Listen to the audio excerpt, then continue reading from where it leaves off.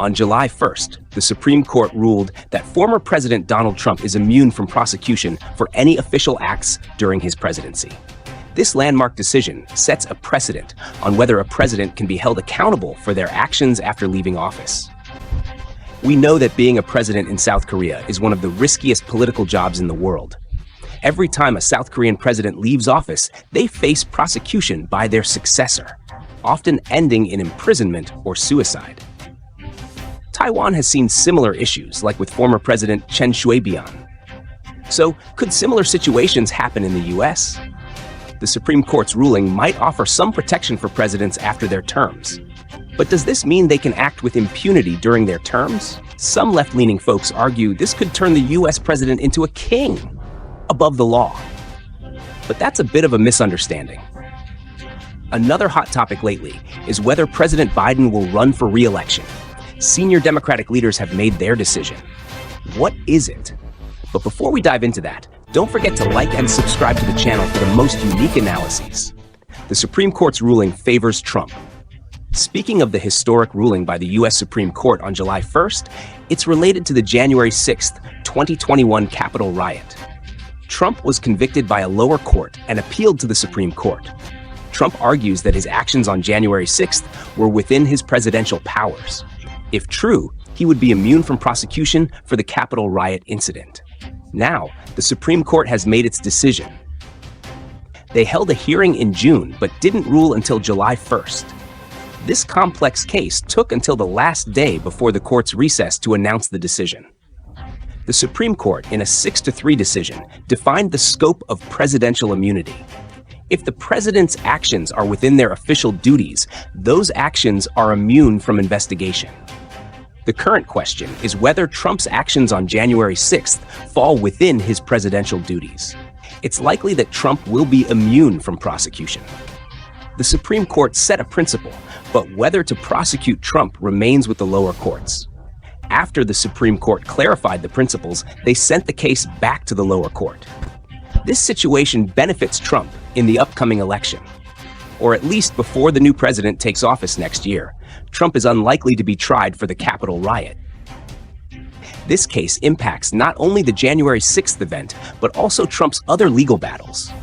For example, Trump quickly filed a petition in New York. Previously, New York charged him with 34 counts related to the Stormy Daniels hush money case.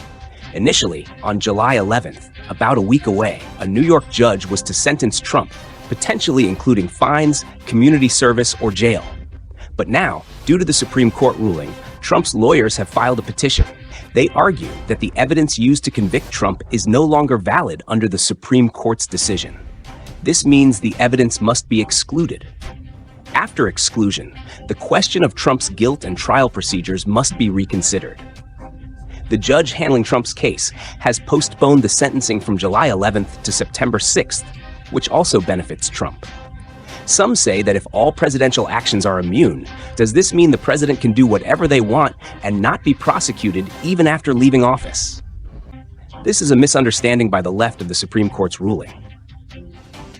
The Supreme Court ruling states that the president's unlawful acts shouldn't be tried in federal or state courts, but through the impeachment process.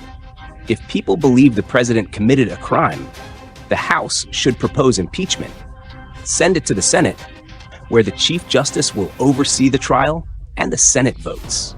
If 2/3 agree the president is guilty, they are removed from office. This means the president can't act recklessly, but the threshold for conviction remains as per the Constitution. So, we shouldn't be swayed by leftist propaganda. The Supreme Court's judges made a reasonable decision, upholding presidential immunity as per the Constitution. This ensures the U.S. can maintain global order and handle domestic affairs stably. Continuous interference with the president's executive power would disrupt U.S. politics, especially when making crucial decisions. They'd fear prosecution after their term by political opponents. This is why the U.S. Constitution grants the president significant power. The Supreme Court's decision preserves the Constitution's spirit. Speaking of important presidential decisions, let's talk about Biden. After his election and those heated debates with Trump, many mainstream media outlets and Democratic lawmakers questioned whether Biden should continue as a presidential candidate. Recently, U.S. media reported that the Democratic National Committee, DNC, will officially nominate Biden in July. This means Biden will continue as the Democratic presidential candidate. Currently, there's fierce competition within the Democratic Party. The Obama and Clinton families clearly support Biden's candidacy. However, some Democratic think tanks are very concerned. Now, the Democratic Party faces a battle between maintaining DNC rules to ensure Biden's nomination and a group wanting to invoke the 25th Amendment to assess the president's health. The 25th Amendment states that if the president can't perform duties due to health, the vice president assumes presidential power. So, in the upcoming election, Biden might be limited by the 25th Amendment and unable to continue as the Democratic presidential candidate. The internal Democratic struggle is intense. We'll have to wait and see the outcome. Before we continue, smash that like button and drop a comment to help spread our content. Every like and comment helps us reach our goal of 1,000 subscribers. Why shouldn't the president be convicted for minor offenses? For a critical position like the presidency, they shouldn't be convicted for minor offenses. This is why the U.S. Constitution requires impeachment and a 2/3 Senate vote for a sitting president. When exercising executive power, the president may have many private agreements.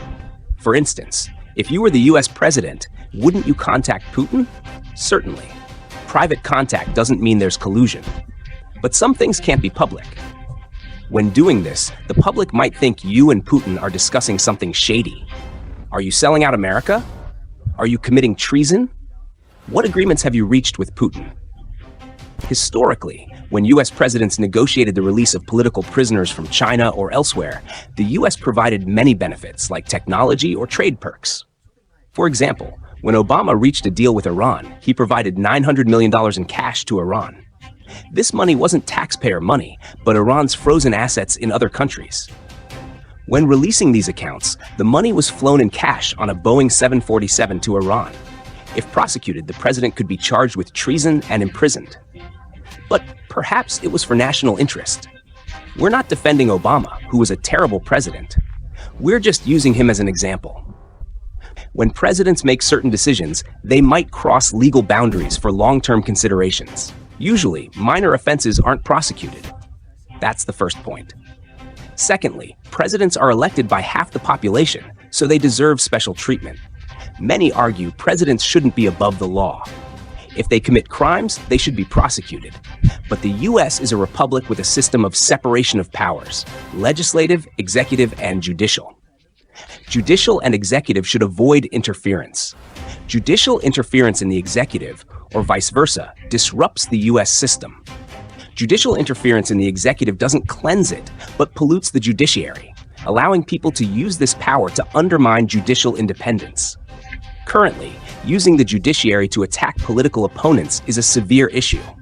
Many are angry about Trump's prosecution, shaking the U.S. constitutional system.